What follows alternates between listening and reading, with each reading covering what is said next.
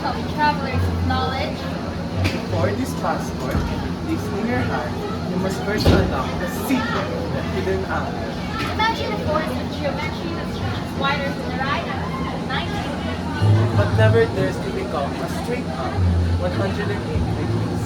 It lives This between balance, and excess, a gateway between order and expansion. Tell us, wise voyagers. And the passport to enter awaits you.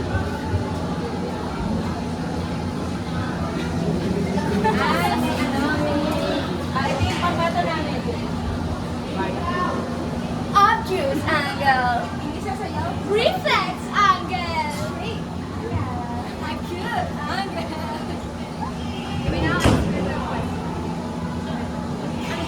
Geometry that stretches not less than 90 degrees, but not less than 100 degrees.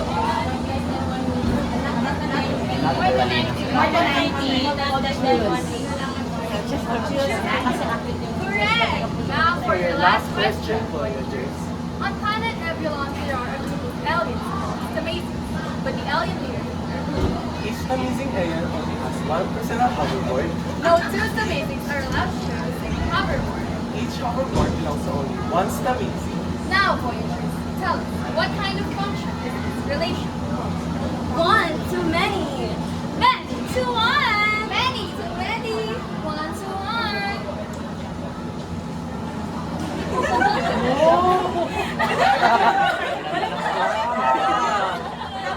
Isang hoverboard, pero sa only one hoverboard here lahat. Wrong! Yes! What's your passport?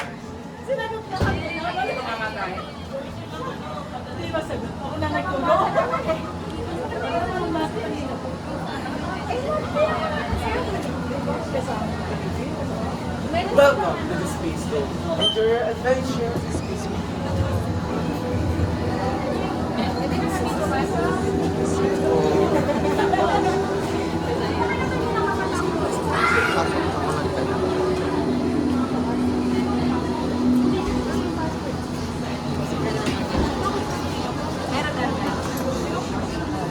You're ready? You take off in 20 seconds.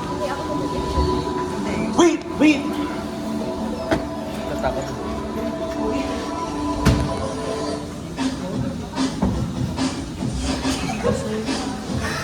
Wait, this is not right.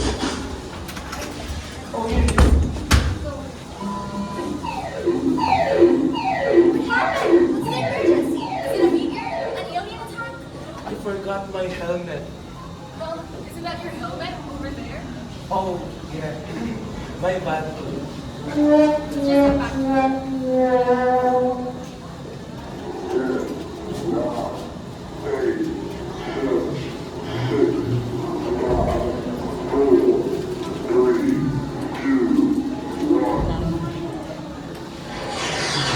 Buckle up, Bruce. The space journey is up. Next up, the planets of our solar system.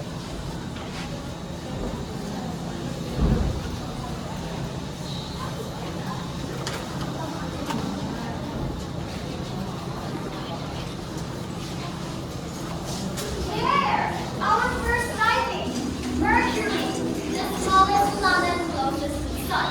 A year here is only 88 Earth days, but its atmosphere makes the day extremely hot and night freezing cold. Looks tiny from here, like a speedy little marble racing around the sun. And now, Venus. Earth's in size but completely different in nature. Its big carbon dioxide clouds drop heat, making it the hottest planet of all, hotter even than the Mercury. So, definitely not a place for a picnic. Hey, and look, our beautiful Earth, covered in oceans, forests, and clouds. The only planet we know with life. It's pale. From here, it glows like a blue jewel in space. A reminder that Earth is unique and fragile. We must always protect it. And finally, and next up, Mars, the red planet. Its rusty color comes from iron in the soil. It has mountains taller than Everest and canyons deeper than the Grand Canyon. Welcome Someday, to... humans may build colonies.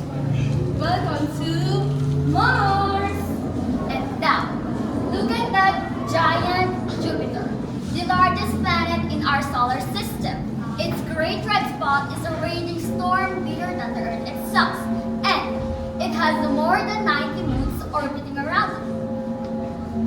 Truly the king of the planets. Speaking of beauty, behold Saturn, famous for its dazzling rings of ice and rocks.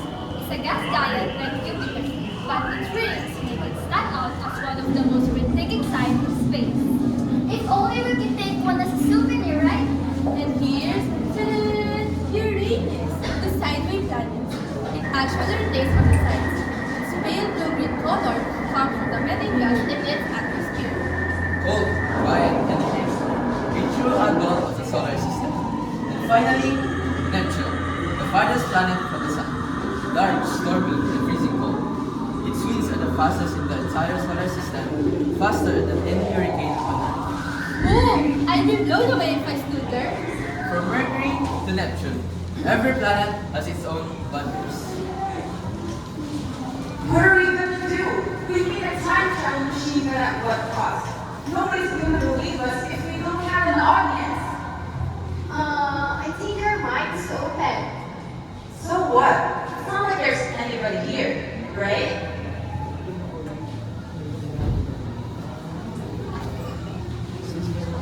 Wait, would you be willing to witness the impossible? Look back time with us. Witness science. Yes, Porno. Yes. Yes.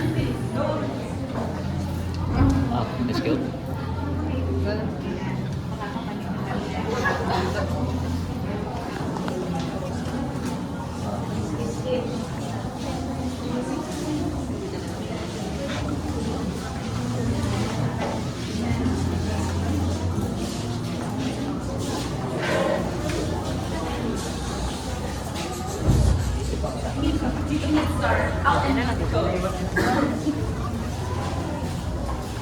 Alright, okay, living life from Milky Way gods. Here comes the stars of the night. The candidates competing for one and only title of Miss Universe. Let's all welcome our candidate number one from Wanda Quintet, with her pioneering work in X-ray the DNA that binds every star-born human in our gods. Through history, trying to keep your life, tonight we'll let her really shine across the universe. Please welcome Rosalind Brown-Lee.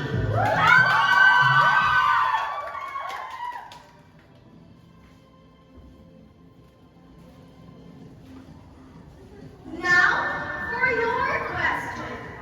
Science has been longly shaped by men, but today we celebrate the brilliant women who have changed the biology forever.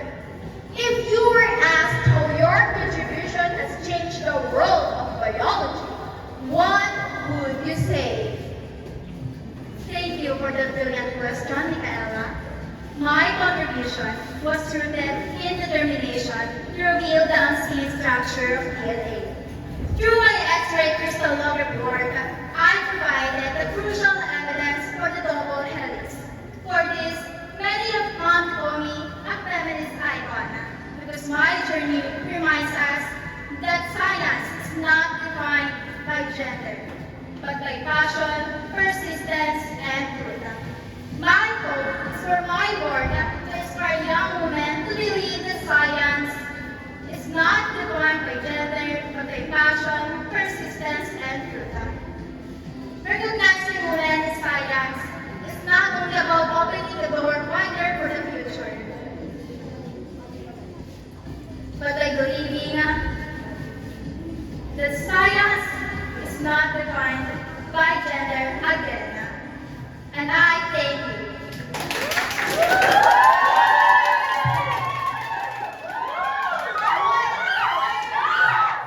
Ladies and gentlemen, Rosalind Franklin has proven us once again that she is not only a scientist of extraordinary influence, but also an icon whose legacy continues to shine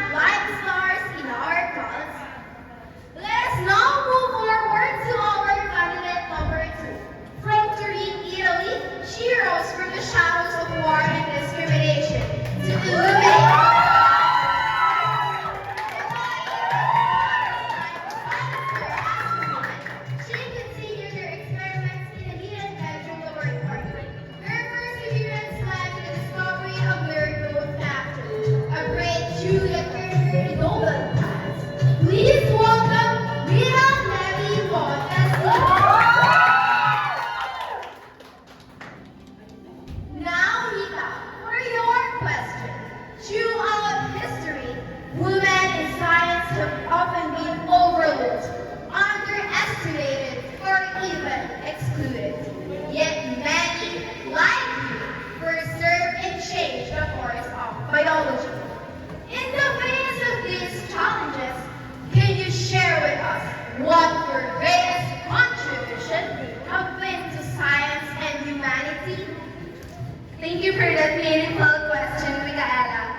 My greatest contribution was the discovery of nerve growth factor, which opened new paths in understanding the brain, the nervous system, and human health. But beyond the discovery itself, I believe my true legacy is proving that no circumstance, whether discrimination, hardship, or doubt, should stop a woman from pursuing her passion for science.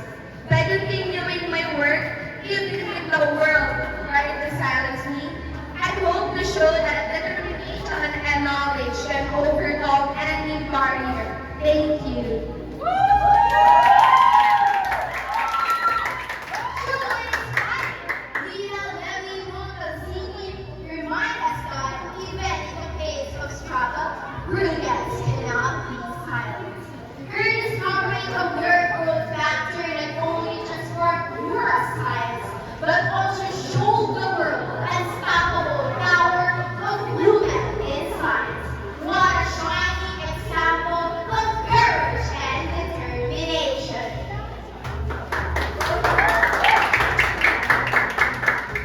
Mika, I don't know the codes for the next scientist. I know it! Over pretty over here. The fun isn't over yet, folks. Representing the field of chemistry and physics, candidate number 3. She not just breathtaking, but also radioactive. Because in her own world of radioactivity, she discovered polonium and radium. She provided a new and fundamental perspective in radioactivity. Please welcome the embodiment of scientist herself, Marie Curie. Now, Marie Curie, I must say, it looks like you're a crowd favorite. Not surprising for being the first woman in science history to have won a Nobel Prize, not just once, but twice. Now, here's my question for you, candidate number 3. How do you see your win to have been breaking gender barriers in science, considering it to be a historical advancement for women? Well, you know what, Daniel? I see this platform as an opportunity to us women in science, for people to see how our contributions brought great innovations that we introduced to the world. Us women often face societal bias and prejudice. We were seen as suited for domestic roles and not intellectual roles as men. But you know what? I see my win as a win for the females. This accomplishment of mine opened new doors for the women to make their own impact in science. It's time for the world to see that us women are capable of doing complex things such as men do.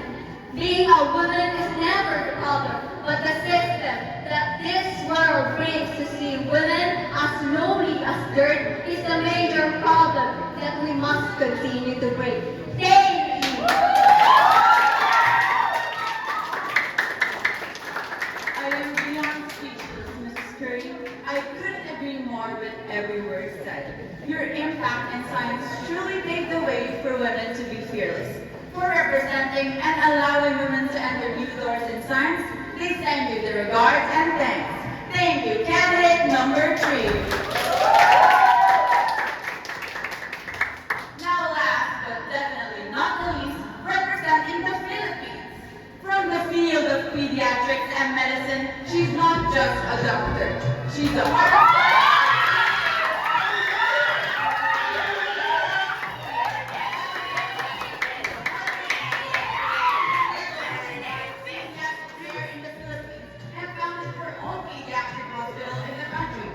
She discovered an affordable alternative for saving the lives of infants, the bamboo incubator. Everyone, please give it up for the mother of Philippine pediatrics, Dr. Fidel Mundo.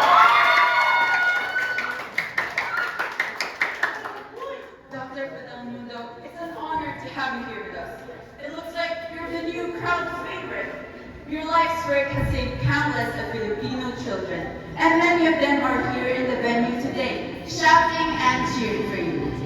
Now here's my question for you, candidate number 4. As a woman who made groundbreaking inventions in the field of medicine, how do you think your work has inspired other Filipinos to make breakthroughs in science and healthcare? Maraming salamat, Rachel. You know, when I first pursued medicine, science was long dominated by white men. It wasn't common for us women, especially in our country, to dream of becoming a doctor or a scientist. They say being a caretaker is already a woman's duty, but not leading in research, hospitals, or inventing solutions. Just like this beautiful woman before me, by dedicating my innovations for improving the health of children, like the bamboo incubator, I wanted to prove that women too can lead breakthroughs in science and medicine. I stand here for every little girl who dreams of wearing a doctor's coat. Your gender shall never hinder your dreams, but be celebrated. Thank you. Truly inspiring, Doctor. Your dedication remains undeniable for women in healthcare. We give you our utmost gratitude and respect. Thank you, candidate number 4.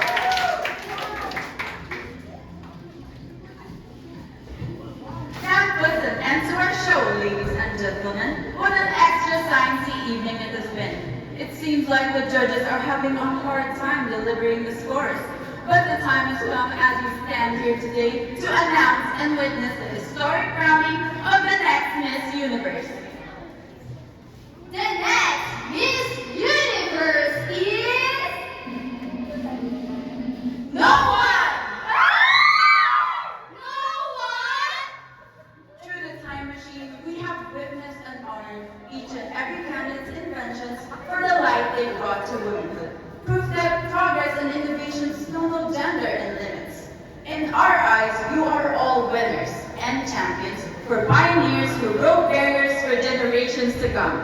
Congratulations to all of our candidates. It's time for you to go back to the time machine. Quickly now. Ladies and gentlemen, thank you for helping with our experiment. But wait, ladies and gentlemen. Before we move on to our next segment, we will be displaying a very, very fun game that I'm sure everyone knows about. It's none other than a classic game of Family Feud. But later on, we will be tackling the rules and regulations. But right now, I'm actually looking for a co-host. And Wait, one moment. I think I have a co-host. Wait.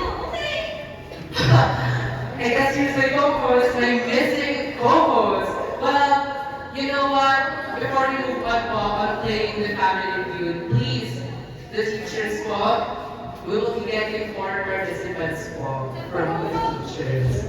So, yung mga nasa likod dyan, sino bang gusto nyo makita?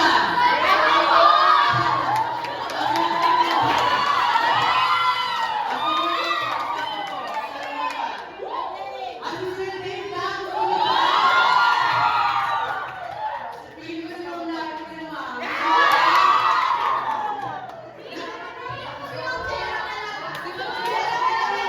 Okay po, stand up na po tayo.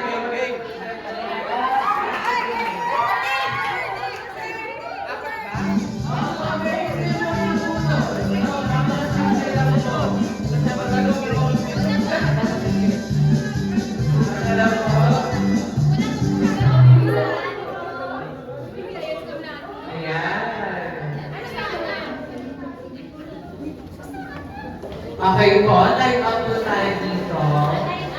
Dito po. Here's our DIY board po. Actually, LED po yan. LED po yan. Not screen yan. Of course, syempre, iisa lang naman yung team natin dito. And of course, saan po natin makikita yung isa pang makakalaban na team ng mga teachers natin. And of course, it's none other than the STEM Amazing Students themselves!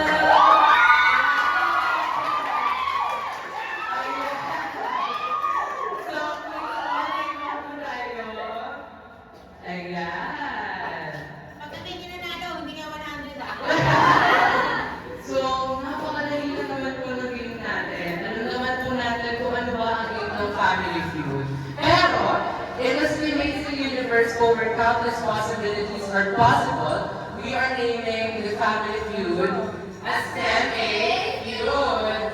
So, for the first question, let's have the first representatives first po muna. So for the first representatives po, please go on the front po. Ito po, si Sir Marunong po and...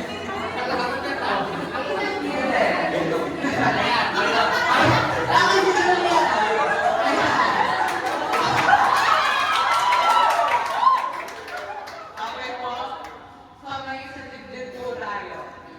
Okay? Pag sabi mo lang go, doon nila mababayan ka. Pag sabi mo lang go, doon nila mababayan kami. Okay, for the first question po, name something both teachers and students complain about. Saka po, name something both teachers and students complain about. Kamay sa dibdib. Go!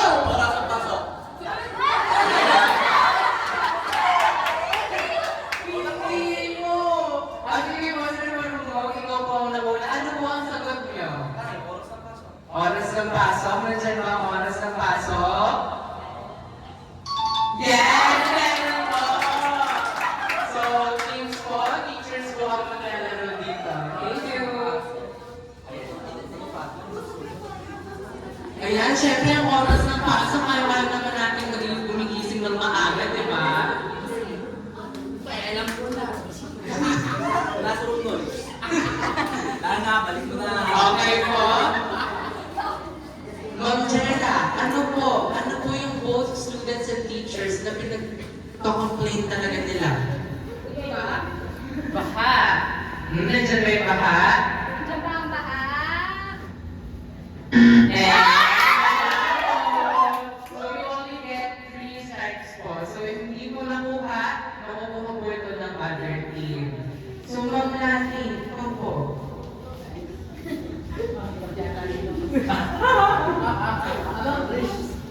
About grades?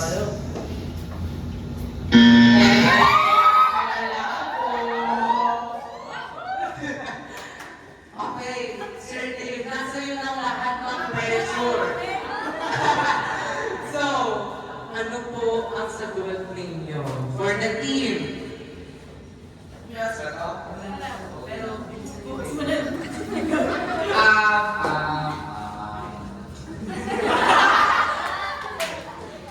Pagkain sa kantin. Kahit sa kantin! Nandiyan ba, partner?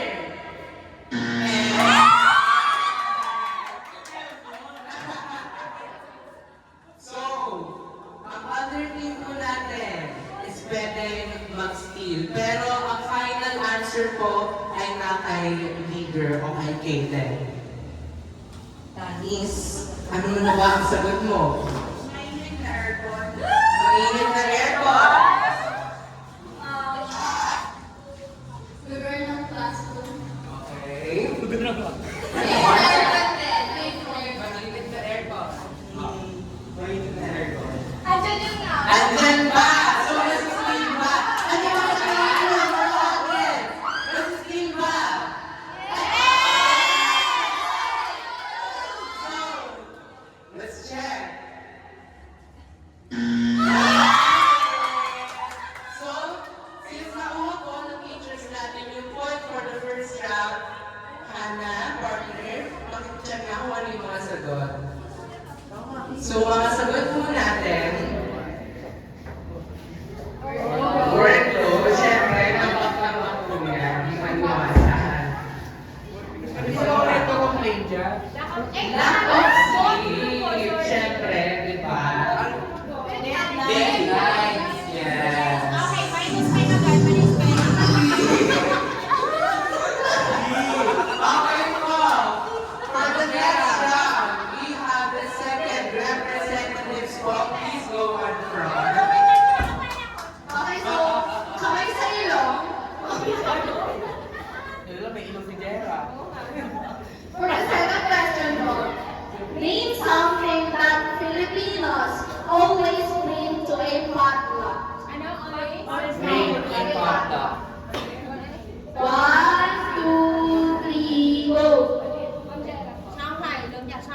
Shanghai.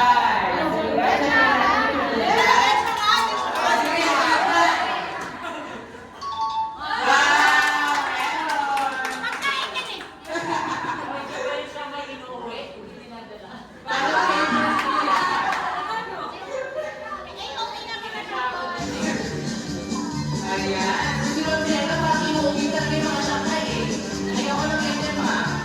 Hindi ko. Okay po, next sponsor po mo. Adobo. Adobo. Nandiyan ba? Ayan, nandiyan ba?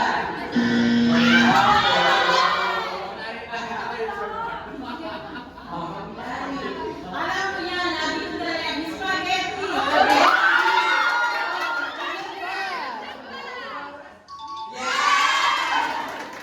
Celebrate mo. Wala ko na business spaghetti, di ba?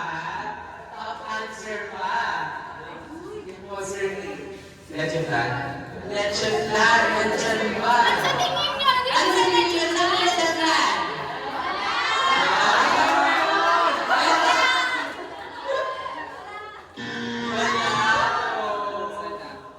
Isa na lang po at isang strike na lang po at masispili po.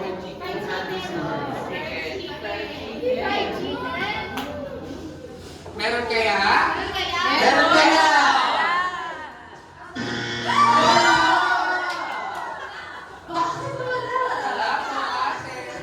Okay, so for our next team, pwede niyo pong ispil yung answer. Ayan.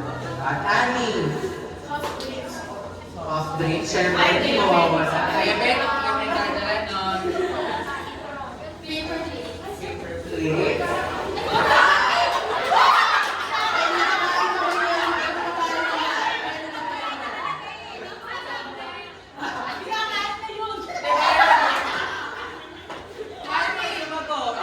Ani, siyempre, Pinoy na Pinoy. Cake po. Cake. Dessert yun. Birthday na gift ka. Birthday. Cake namin. Birthday namin. Hindi ka nga ba ang cake? Wait lang, hindi.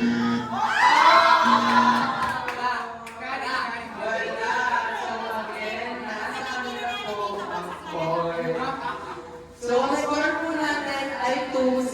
So, lumalamang na po talaga yung mga teachers natin. So, ayan po ang mga answers. Lechong manok. Lechong manok.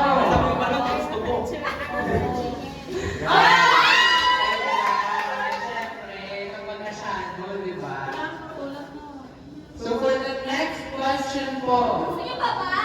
Ayaw na. Ay, akin po yung rounds natin. Kapag nanalo po kayo, sa inyo na po. Opo. Ano ba pwede niyan? Take out ng 200. Makikita niyo po yung mamaya. Third representatives. Magpatalo na kayo yung pinig mo. Steady talaga. Steady talaga yan. Alam mo yun. Ano ba pinaras mo sa katawan?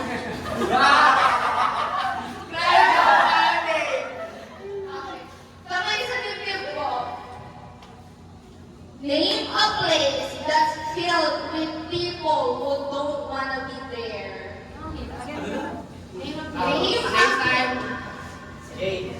a place that's filled with people who don't wanna be there. Puno ng tao pero ayaw nila. Okay. In 3, 2, 1. Jim! Jim? Nandiyan pa yan, partner! Pwede, pwede, pwede. Wala po. Sige tayo, skill. School.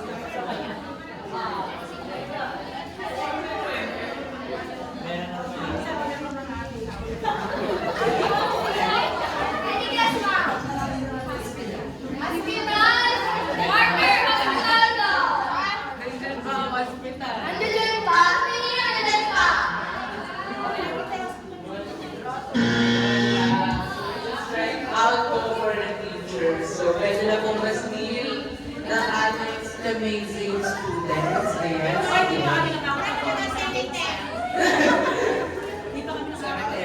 Okay.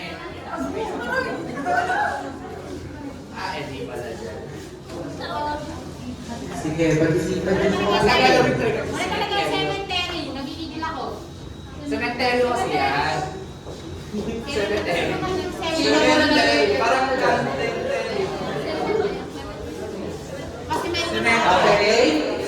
Tanis, ano yung sagot niyo? guidance. Guidance din. Seminar. Seminar. Sa guidance. So guidance ang final answer nila. Nandiyan ba? Wala po. So, nakuha na naman po ng teachers ang score. So before natin i-reveal yung winner, review muna natin kung ano yung mga sagot. Naging sagot. Ayan. Marami nilagay. Sa impyerno, diba? At sa mga meetings, diba? Lalaro nyo kami, ha? At syempre, sino ba yung winner dito? At parang nalilito na rin ako, di ko rin alam kung sino yung winner. Sino ba yung winner sa tingin nyo, guys? Teachers. Syempre, partner. Ang winner natin, ang makaka-receive ng house and lot. Ito ay walang iba kundi yung mga teachers natin. So, parang surprise nyo, kukukulit kayo.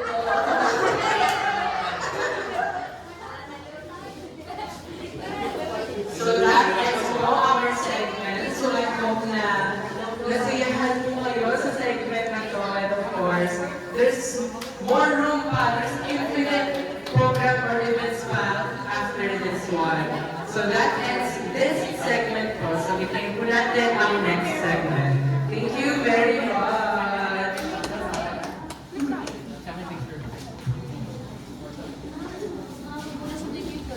Ayan na.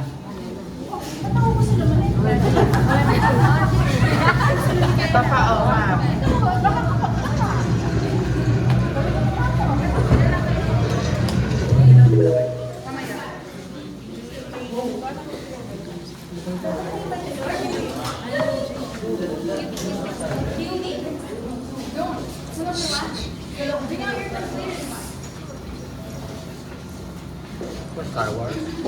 Human? Ang weird pala na tignan. Mom, nakasabi ko na pa, ikaw nga yung green. Mama mo, green! Usapang mawala! Usapang mawala! It's mother time! Well, alis yung mom sa green. Eh yung mama mo. Eh, mama mo nga, sobrang tanda, buo sila ng wika just to insult her eh. Mama mo! Let's go! Naghintay pa ng tangas para makabuo ng joke!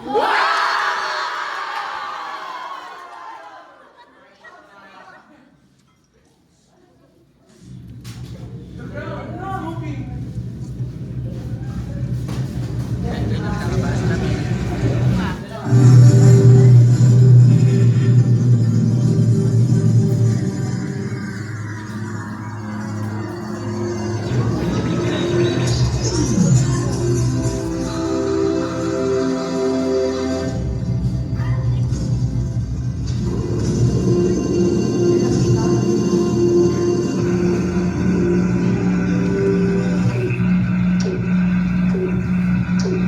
Trying to let you know, 사인을 보내, signal 보내. I must let you know, 사인을 보내, signal 보내. 사인을 보내, signal 보내. 사인을 보내, signal 보내. 사인을 보내, signal 보내. I must let you know.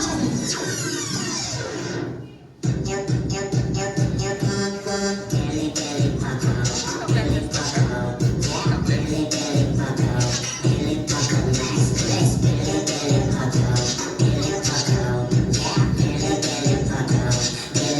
con la disgrace.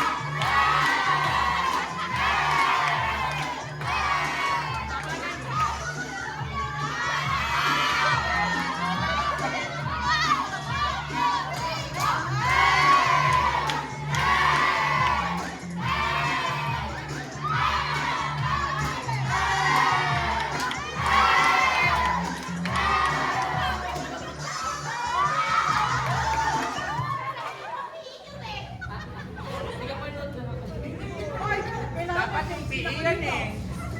Dapat may video.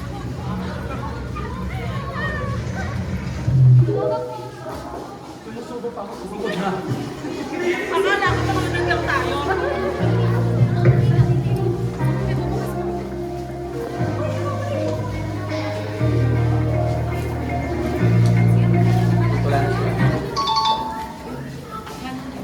In every world, a country with a cosmos, there lies a story of numbers and scars, of wisdom and wonder, of people who dare to explore beyond what they know. This is Across Worlds, a journey through math, science, and humanity, the universes within STEM. We begin on Earth, the land of numbers. Here, participants face riddles of general mathematics and pre-calculus. Each equation, each formula is more than a problem. It's a key. Every correct answer opens in its own, a step closer to discovery. Because in mathematics, every solution is an entry to understanding. Lift off! We leave the Earth and step onto the Moon, where gravity is lighter and dreams are higher. In space, we meet the planets, each world of its own.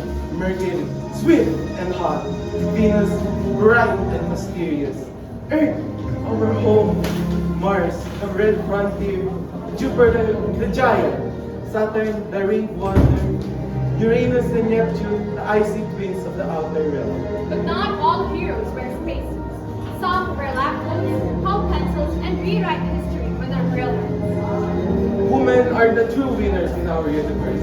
They prove that science and fashion know no gender. In their minds, we find elegance. In their hearts, determination. And with their work, they demolish limits. One equation, one experiment, one discovery at a time. In every world, there are voices. Different, strange, and new. But even across galaxies, one truth remains. Communication connects us.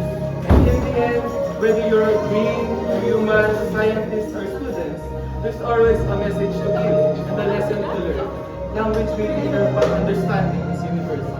From numbers to planets, from pioneers to peace, we have journeyed across worlds of logic, discovery, and beauty. Because no matter how far we go, learning will always be our greatest adventure. Across worlds, a journey through math, science, and humanity. The universes within STEM.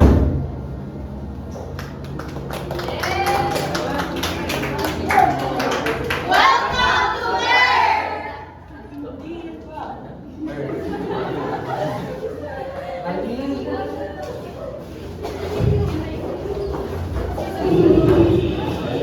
And with that, our journey has unfortunately ended. We may now exit as we have finally reached our destination.